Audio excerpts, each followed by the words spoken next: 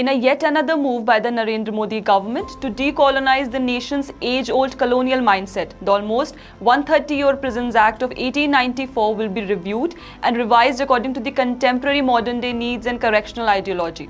Hello and welcome, I am Shreya and you're watching the Pamphlet. Under the guidance of Union Home Minister Amrit Kaal, a new Comprehensive Model Prisons Act 2023 has been finalized, which will be serving as a guiding document for the states.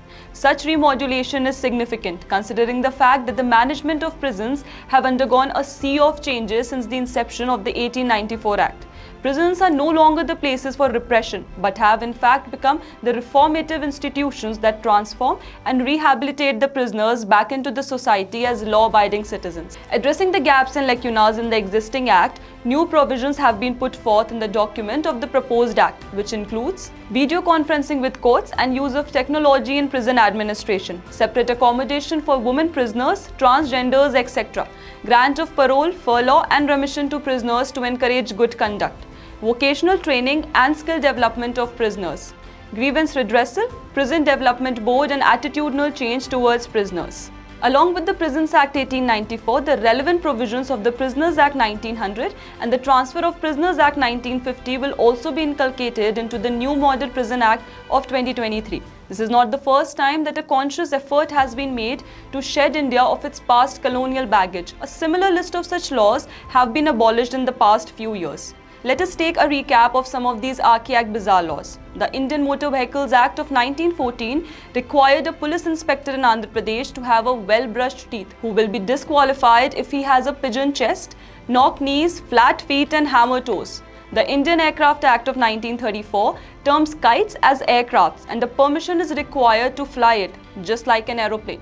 The violation could lead to a fine of Rs 1 million or imprisonment for 2 years. Under the Indian Treasure Trove Act of 1878, a person could be jailed if anything worth more than Rs 10 is found and not reported to the revenue officer.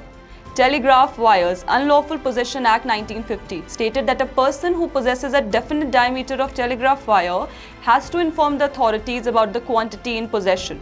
The provisions of Code of Civil Procedure 1908 contain some obsolete provisions that require decrees or summons to be proclaimed by beating drum. Now the question here is, why did there arise a need for a change? Well, the answer lies in the obsolete and absurd provisions of these anarchic laws that were enacted with an anti-Indian mindset.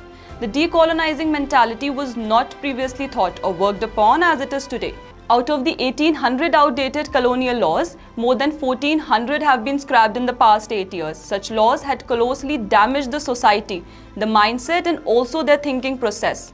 Over the period, changes in industry, democracy and economy have made these laws lose their relevance, and thus in today's scenario, they find no place in people's lives. Relieving the Indians from their colonial baggage is on the agenda of the incumbent government, as was promised by PM Modi from the ramparts of Red Fort.